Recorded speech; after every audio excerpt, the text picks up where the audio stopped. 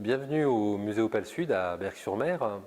Eh bien, pour notre petite vidéo du soir, je vous propose de parler des tableaux qui sont omniprésents dans ce musée et qui parlent surtout de la nature qui nous entoure, de la mer, de la plage et surtout, dans l'ensemble de ces tableaux, du ciel.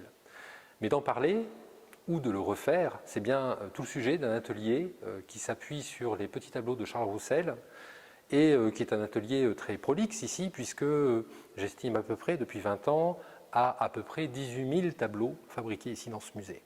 Pour les faire, c'est pas très compliqué, je vais vous le présenter simplement ici avec un petit peu de matériel. La palette qui est là va nous permettre de préparer nos couleurs.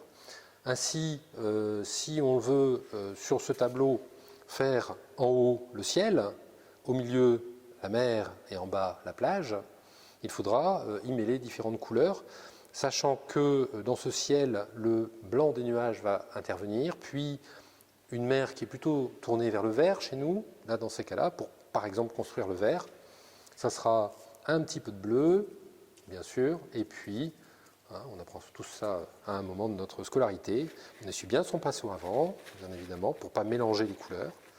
On va chercher un peu de jaune, on mélange l'ensemble et on obtient le vert si particulier de la mer, de la Manche ici. Voilà.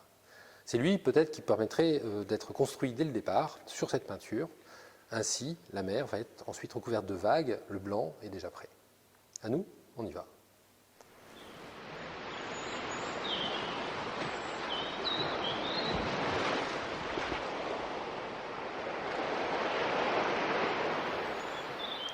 Voilà le type de tableau que je viens de produire ici, mais chacun va produire le tableau tel qu'il l'entend, toujours sur les mêmes thèmes.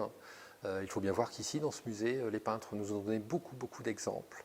C'est bien tout l'avantage de pouvoir venir le copier une fois, 10 fois, et puis que ça qu'on soit un enfant ou un parent.